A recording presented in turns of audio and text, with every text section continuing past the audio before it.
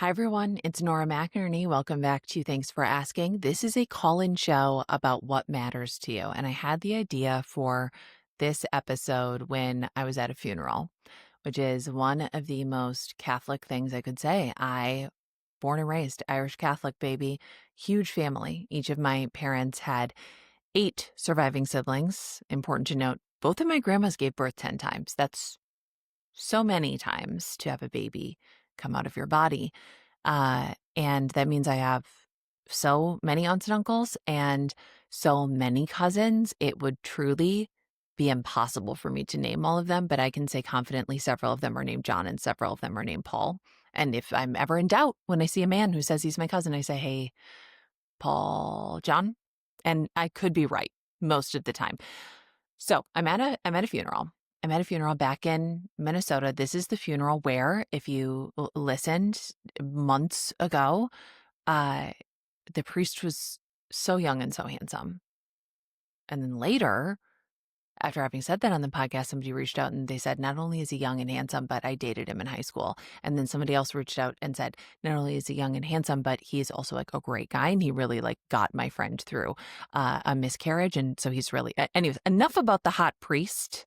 Enough about the hot priest. We're in the basement after the funeral. We're having the funeral lunch there. It was actually so good. I've had a lot of funeral lunches in my time. I went to funerals recreationally as a kid. My mom, a good Catholic, would say, "Oh my God, my friend's mailman's brother died.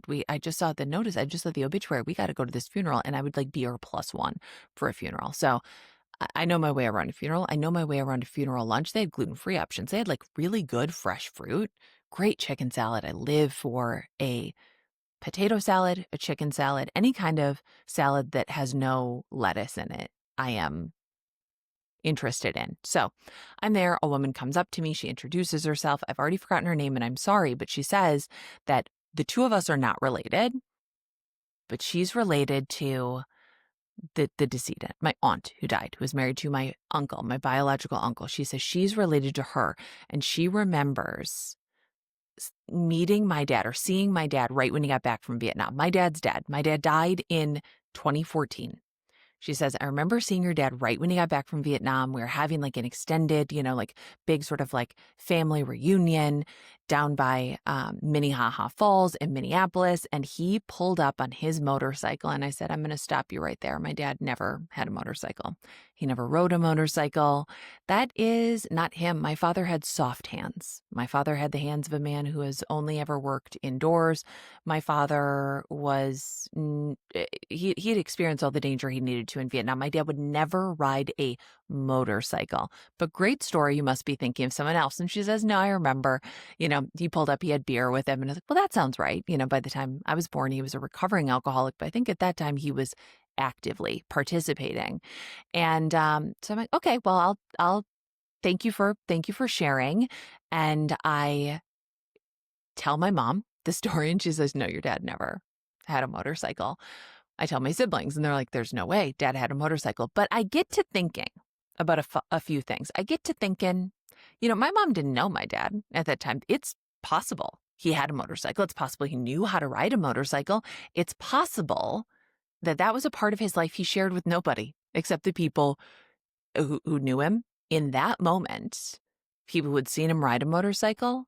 This woman could hold a part of my father that I knew nothing about. And she was trying to share it with me. And what did I do? I rejected it. I said, that's not the man I know. And therefore it can't be true. When really, I think one of the great tragedies of losing somebody that we love is losing parts of them that we never got to know. Stories we did not know to ask about, lore we did not know to explore.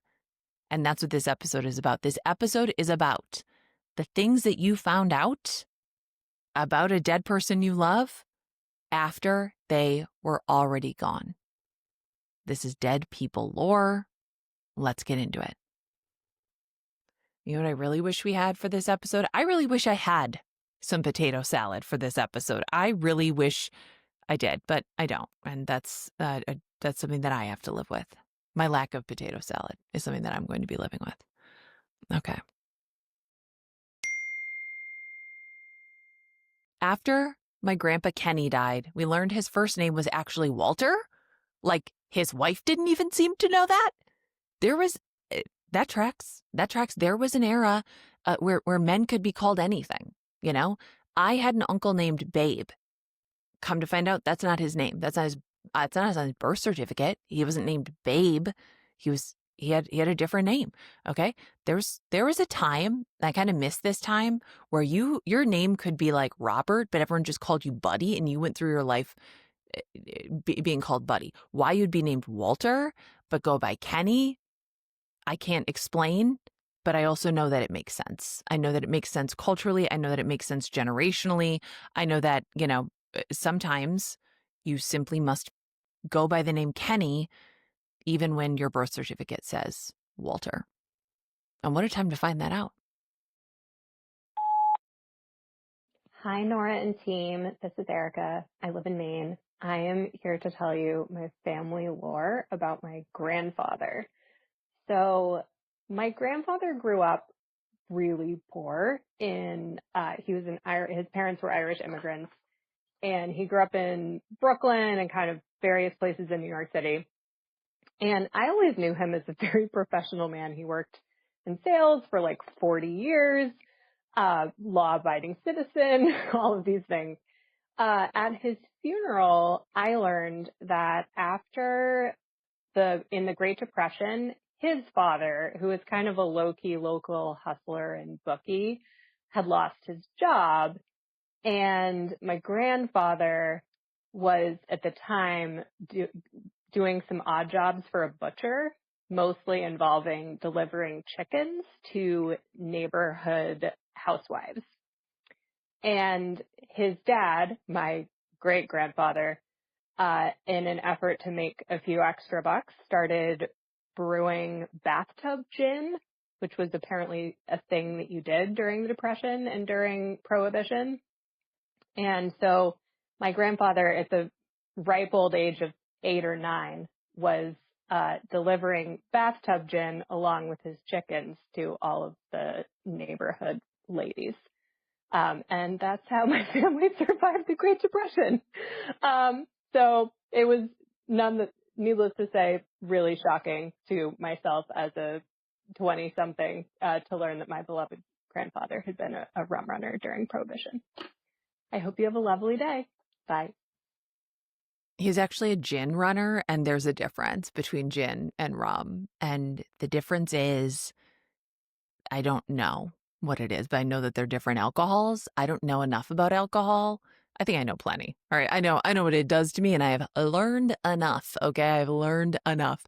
I love that. That is very good lore. Making bathtub gin. Hopefully nobody needs to bathe because we have to. I mean, now I got to know how you make bathtub gin. Bathtub gin. How to do it.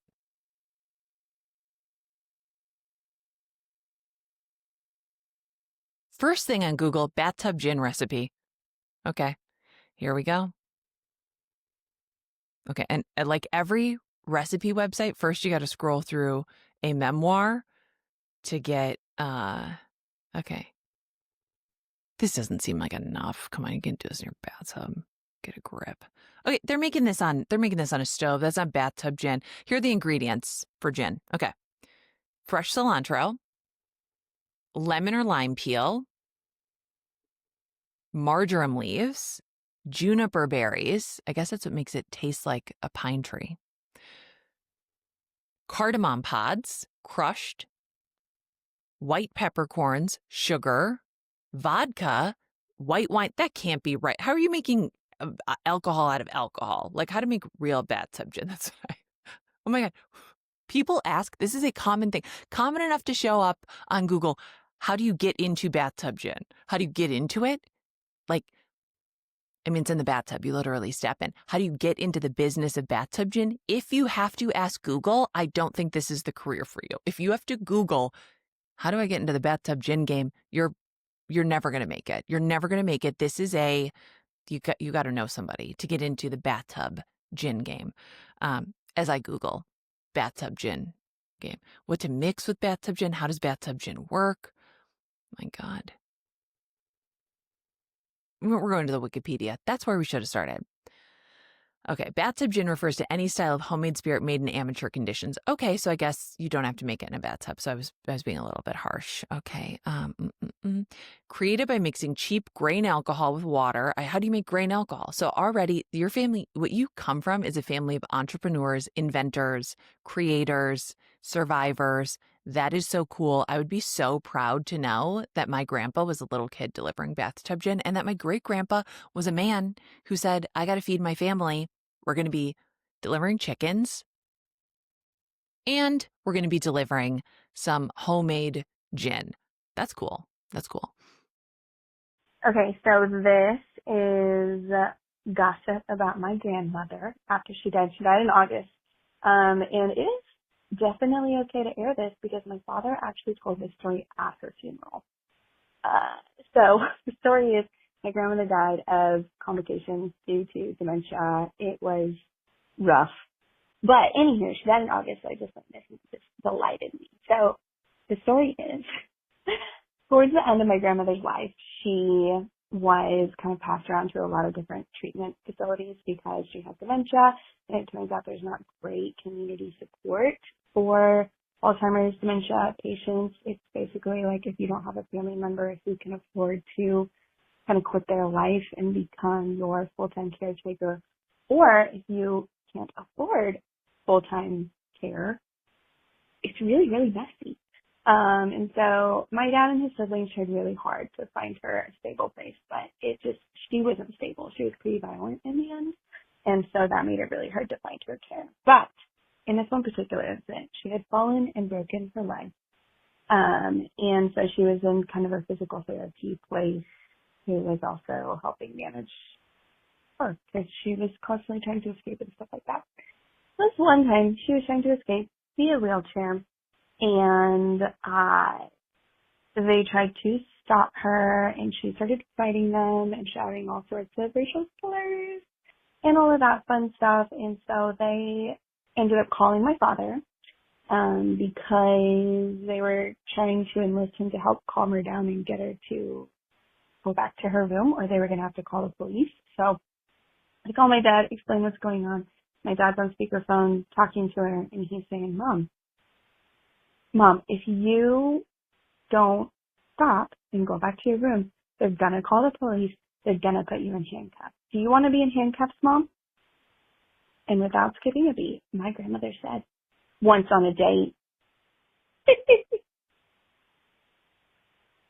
And my dad just said, well, Mom, I don't think this is going to be the same type of experience. I don't think you're going to like it.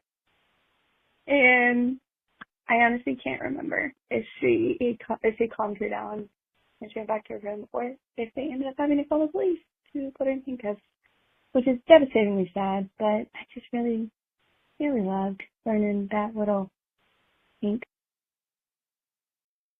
If you had a hard time hearing that, when grandma was being threatened with being arrested, which there's a lot to unpack here. And I mean, one is we do have like a lack of affordable care options, good care options, quality care options for our elderly, for people experiencing, dementia, memory loss, all kinds of things. It's like truly a horrifying experience. And, it's like to lose your mind.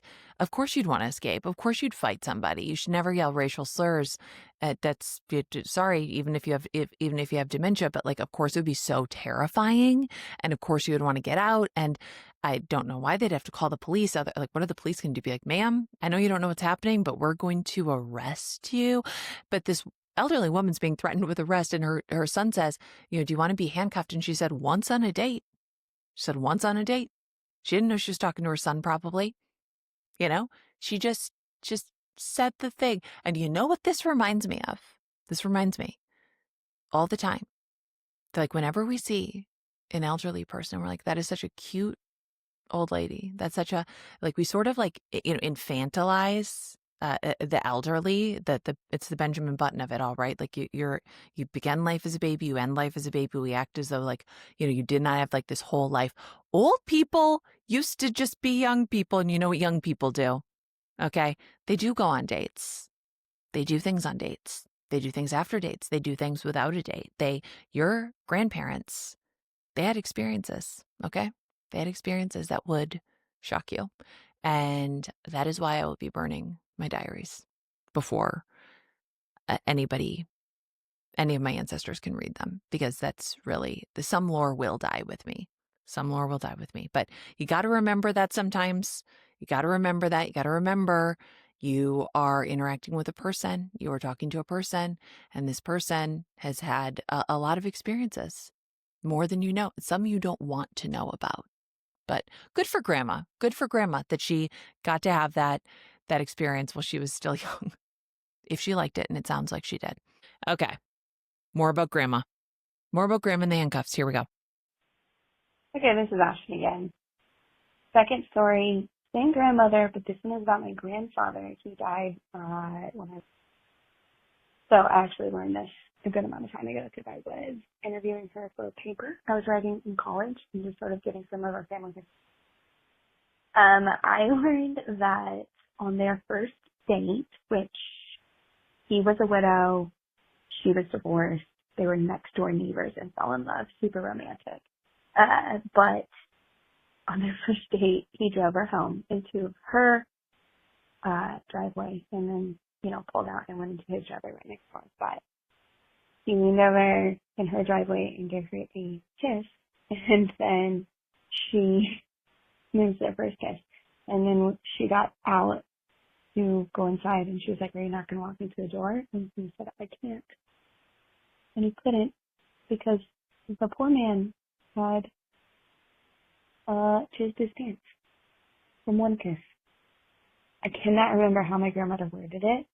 It was discreet. She didn't say, quote unquote, jizzed his pants, but she said it in a way that was so funny. And it just killed me to learn that about my grandpa. It didn't even really gross me out. It just made me laugh. And I love learning that. So there you go. That's exactly what I mean. Exactly what I mean when I say your grandparents have had experiences. Okay. And one kiss, and her grandpa couldn't get out of the car because he had reached the peak in his pants. He couldn't get up, couldn't walk her to the door. That's how powerful your grandma was. That's how powerful your grandma's sexuality was that your grandpa was unable to walk her to the door because one kiss sent him over the edge. I treasure that story. That's so I love that she told you. She was like, this is our origin story. This is the story of our love. He's widowed. I'm divorced. We're starting over. He's so affected by a kiss. I'm crying. Also that I would love to know how she worded jizzed your pants. I would love to know that. That's amazing. Okay. Hi, you wanted secrets we learned after somebody passed away.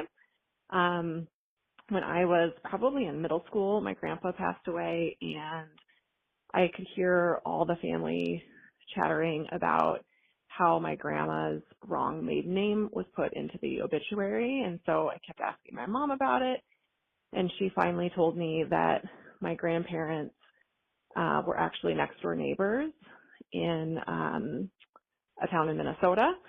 And my grandpa was in his 30s, married with 5 kids, and my grandma was the 14-year-old next door neighbor. And they ran away together to Chicago, or outside of Chicago, and they lied about their names and their ages and the fact that they were married, and started a new life together as this married couple, and they had 5 more kids. So I grew up knowing these grandparents, but not knowing the backstory about how they got together. So it all came out when my grandpa passed away, and they published the wrong maiden name, my grandma's actual maiden name, in the obituary and not her made up one. So that was a pretty big secret to learn when my grandpa passed away. So enjoy. Thanks for all that you do. I really enjoy following you. Bye.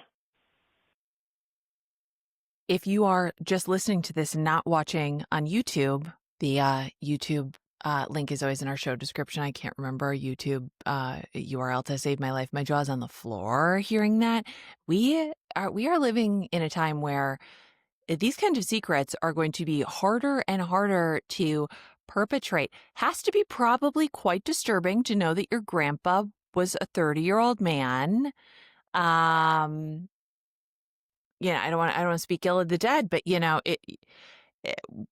not what we call it when a 30-year-old man wants to marry a 14-year-old girl. Like, we call it, even if they have 5 kids and even if they stay together till they die. Wowee. Yikes.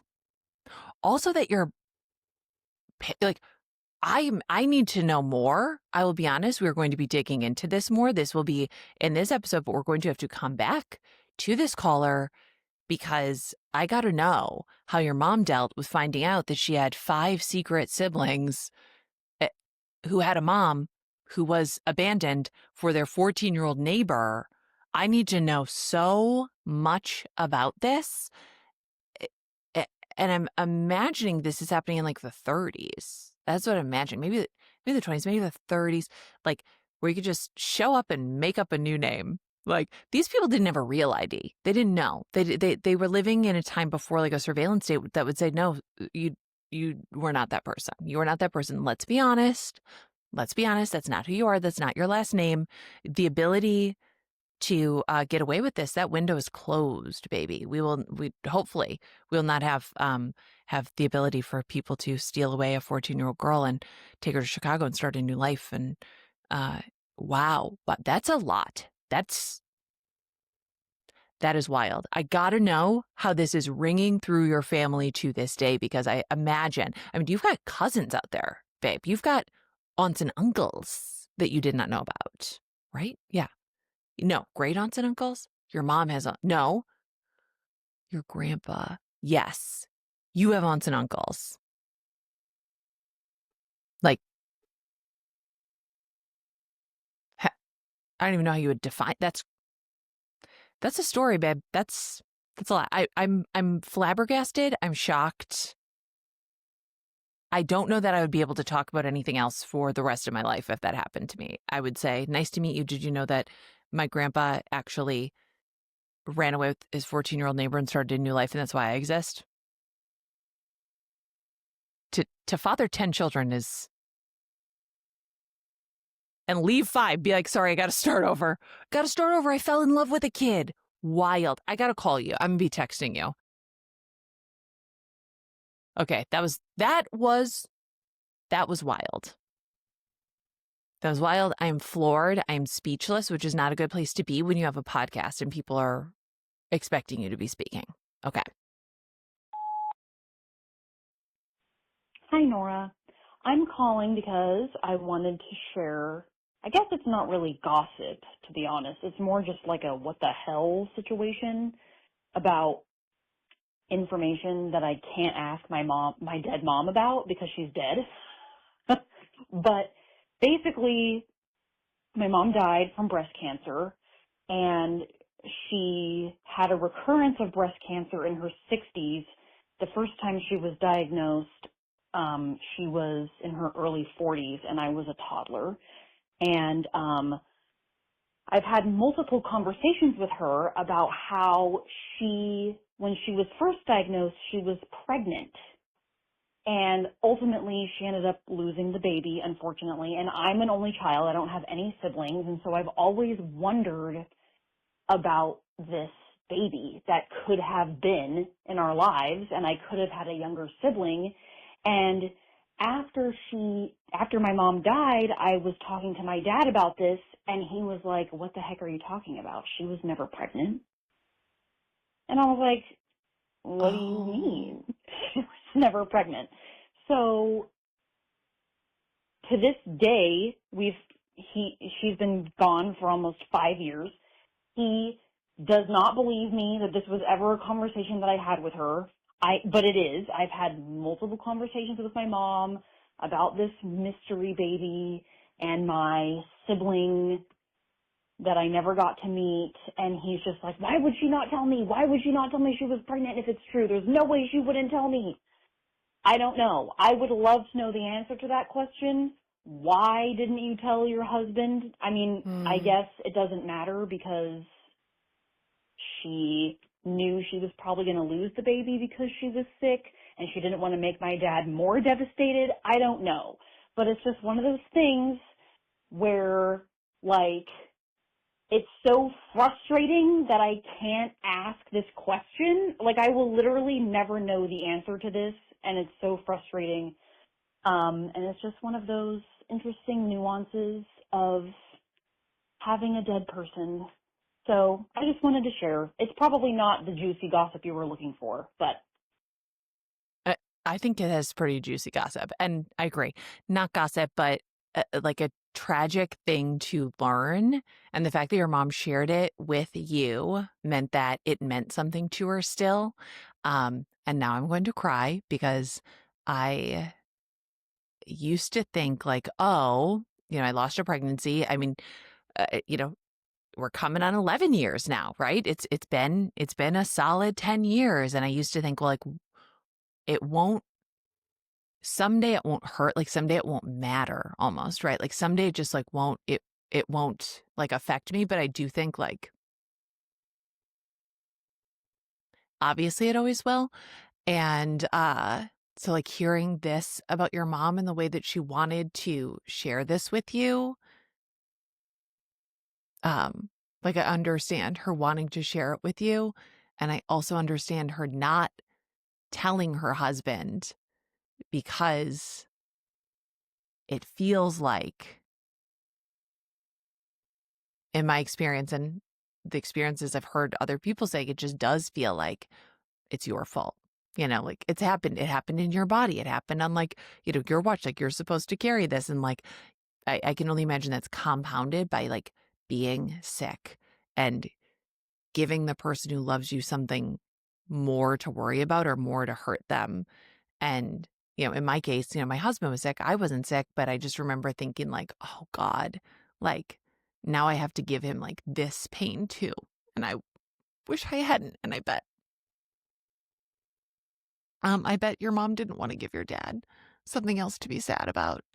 And I also bet that she wanted you to know, fuck, I got to stop crying on this show. I've never cried more on this show since we decided to make a less sad show. Now I'm crying all the time. But I'm guessing too, like she wanted you to know, like she wanted you to have a sibling too.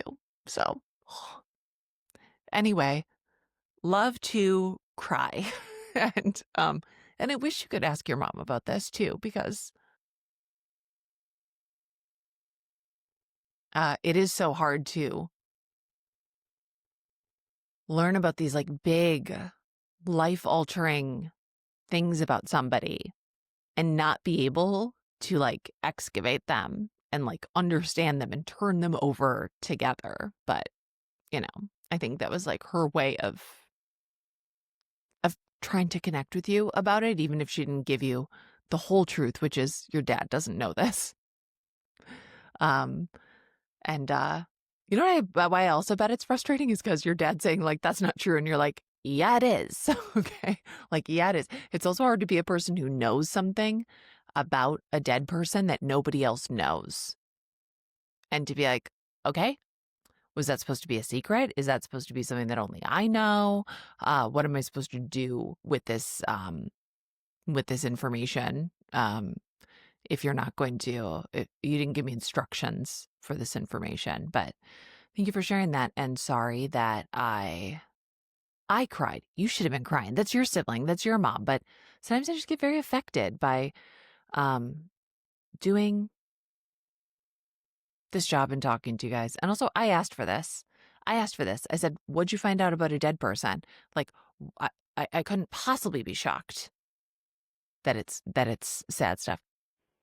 Hi, I'm calling about gossip you heard about someone after they died.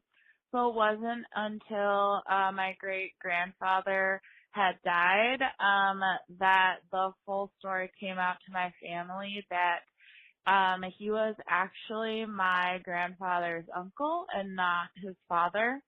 My grandma was married to his brother.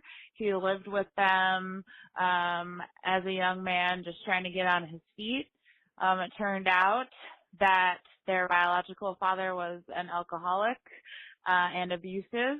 So eventually, my great grandmother left, and my great grandfather kept helping out the family because he felt bad about his brother being such a terrible husband and father.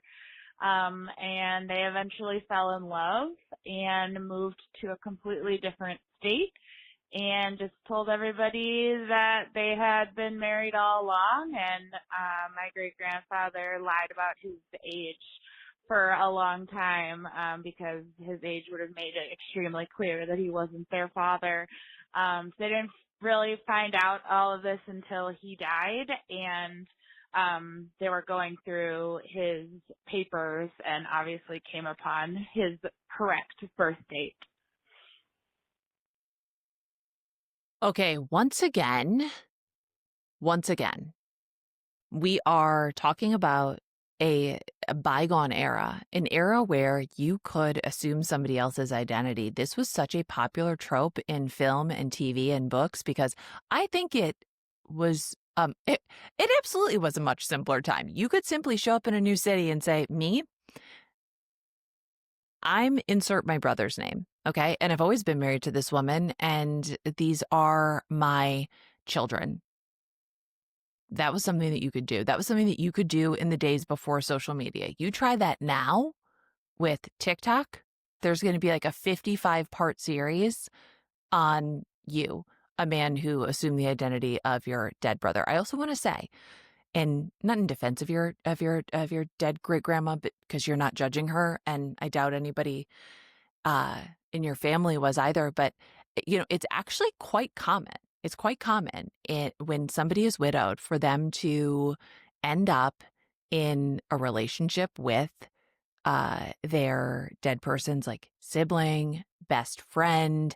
I do think that there's something kind of poetic, something kind of lovely about that, about two people who shared like some kind of connection. Sounds like your biological great grandpa maybe wasn't like the best of the best kind of people, but like in a lot of instances, like you love your brother loves her husband, that husband dies, like, yeah, like you got to have somewhere to put that love.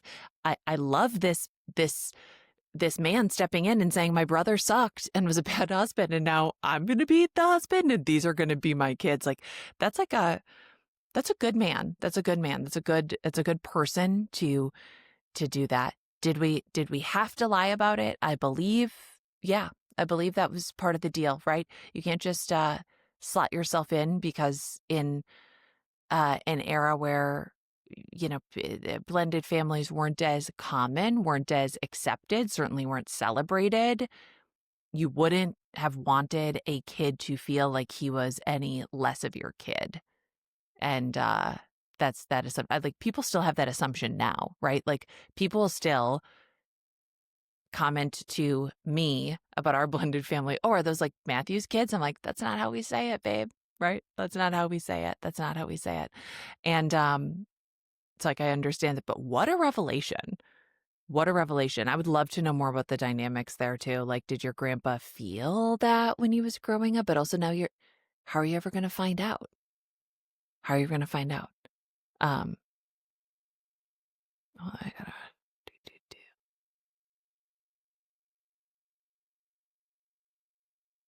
Yeah. Okay. So and then they found out about his birth date, and like, what a thing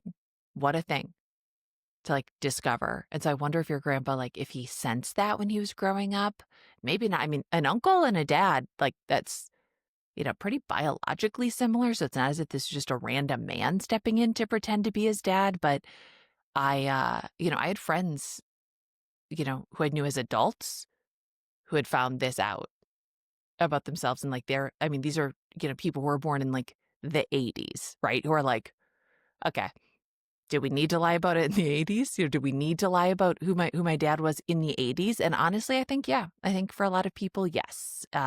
If the situation felt like that's what it called for, yeah. And also you're all doing the best that you can with the information you have. And also we have to remember, for a long time, children weren't people. Like we didn't really know that they had feelings or really care about their feelings or like consider the fact that they would be adults someday who wanted to know where they came from. And so, a lot has changed. What am I trying to say here is that that is a heck of a story. And what I'm also trying to say here is that I have to make a correction, which is, not a correction. I have to make an addition to the origin story of this episode, which is I went to that funeral in March where I was told about my dad allegedly riding a motorcycle. And then I got an email from Beth Peterson. Shout out to Beth Peterson, May 23rd. She said, I had an episode idea. When someone dies, sometimes people tell you stories about them that you didn't know.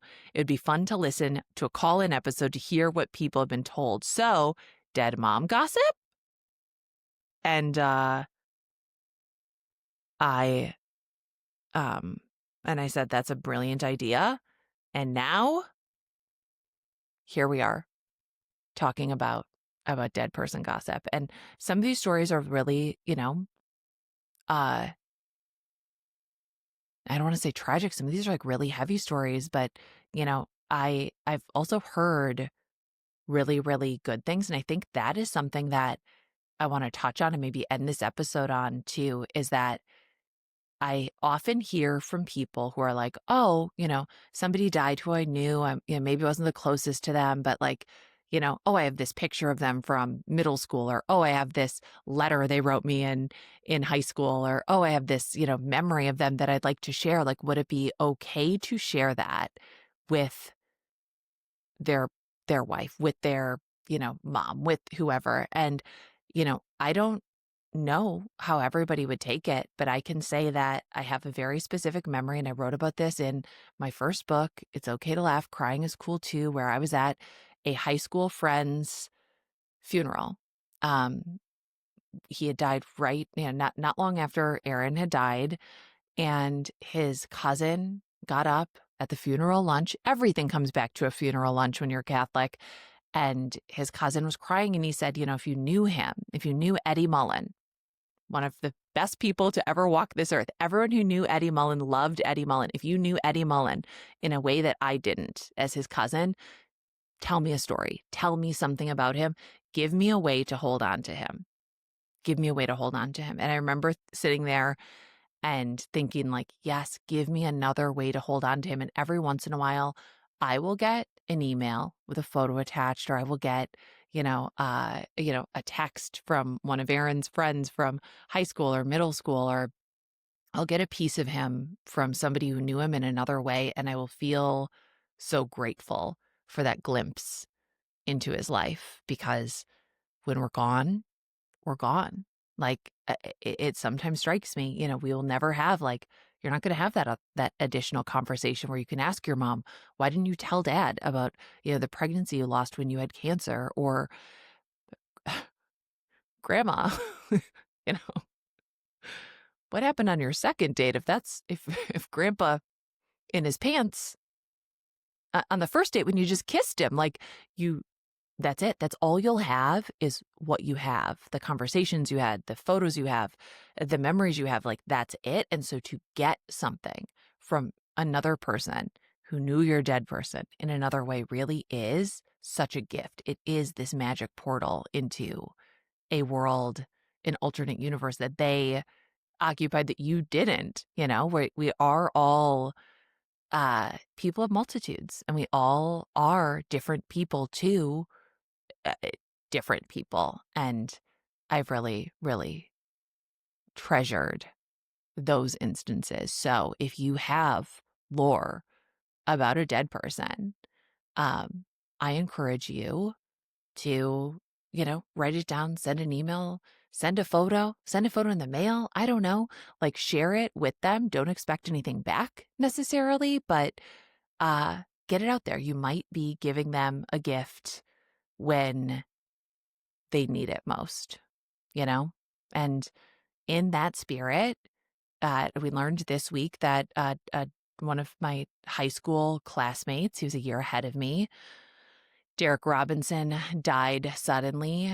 He was he was, I would say, my number one high school crush. And yes, I will make this about me. I'm not really, but he was a super athlete. He was so handsome. He was so handsome, but he was so nice. He was so nice. Like, stereotypes about handsome football players are that they are maybe not going to be the nicest person. This was like the nicest person in our high school. Definitely knew I had a crush on him because I was like, I have a crush on you. I can't talk. Every time I see you, I can't talk. I have a photo in a box over here somewhere where like it's the last day of school where like I think we have like an end of school year dance, and that's when people can like sign your yearbooks. And I had somebody take a photo of us, and I'm like clinging to him for dear life because I've worked up the nerve to ask for a photo with him. What was I going to do with this photo? I was going to put it in a box and keep it for over 20 years. That's what I was going to do. And he really did just make people feel uh, so good about themselves. And I posted about that on Instagram, and I got a message from a girl, Sarah, who was a few years younger than me and in school, who said that one day she was walking through school and she was wearing like her glitter butterfly clip. She was wearing her lip gloss, and she was like a freshman. She was younger than me, so she must have been like a freshman. He's like, yeah, a senior, and he looks at her and he goes, "You look really pretty today." And she's like, "I was walking on air. I still blush when I think about that moment." And I'm like, I'm blushing thinking about that moment. And I am jealous of you. My high school self is jealous of high school you in this moment. So anyways, dead people gossip doesn't always have to be salacious. Like, it could literally just be a good, or dead people lore, dead people gossip, whatever we want to call it, doesn't always have to be salacious. It doesn't always have to be life-changing. It doesn't always have to be so many grandparents assuming other people's identities, assuming new identities, a bygone era to be sure. It could just be a really good memory that you have of somebody. And sharing that is, I think, also what keeps us connected to people and keeps them alive and present. So in a future episode, I'm hoping you will hear more from the woman who found out that her grandma was 14 and ran away with a 30-year-old man who we got it. I think we have to explore that. And with that, we're gonna wrap this episode up, everybody.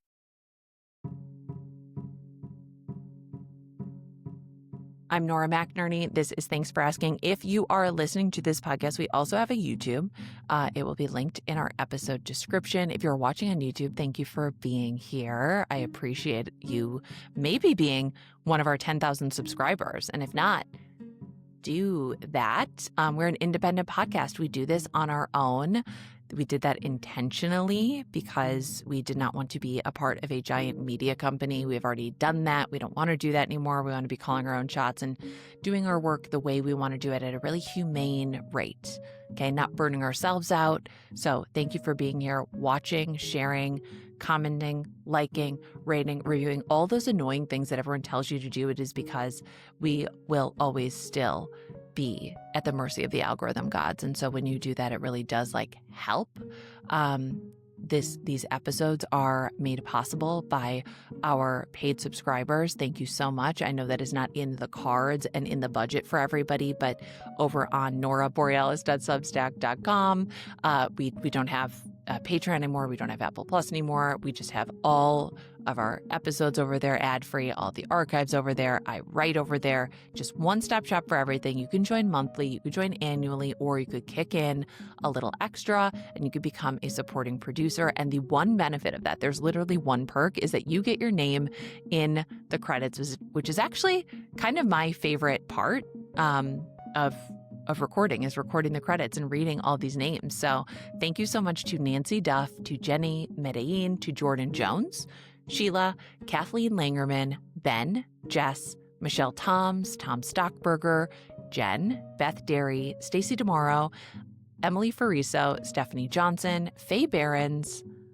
Amanda, Sarah Garifo, Jennifer McDaigle, all in caps, Elia Feliz Milan, Lindsay Lund, Renee Kepke, Chelsea Cernick, Car Pan, LGS, all caps, Stacey Wilson, Courtney McCown, Kaylee Sakai, Mary Beth Berry, Joe Theodosopoulos, Mad, Abby Arose, Elizabeth Berkeley, Kim F., Melody Swinford, Val, Lauren Hanna, Katie, Jessica Letexier, Crystal Mann, Lisa Piven, Kate Lyon, Christina, Sarah David, Kate Bayerjean, Aaron John, Joy Pollock, Crystal, Jennifer Pavelka, Jess Blackwell, Micah, Jessica Reed, Beth Lipham, Kiara, Jill McDonnell, Jen Grimlin, Alexis Lane, David Binkley, Kathy Ham, Virginia Labasi, Lizzie DeVries, Jeremy Essen, Andrew Brzezinski, Robin Roulard, Nicole Peedy, Monica, Caroline Moss, my best friend, Rachel Walton, Inga, Bonnie Robinson, Shannon Dominguez-Stevens,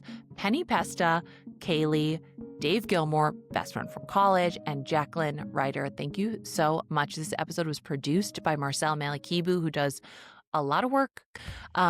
Grace Berry prepped this episode and is going to be editing the videos. We are grateful for her. Our theme music is by Joffrey Lamar Wilson. We will link to his album on Spotify and Apple in our episode description. And our closing theme music is by my son, my young son, Q. He's going into 3rd grade. He wrote this song when he was in 2nd grade. He's always working on new music on his little iPad on GarageBand, especially when I say, no, you can't play any more video games. He says, fine, I'll just play GarageBand. The angry makes music angrily for me. So thank you guys for being here, and we will be back, I think, let's say next week. Bye.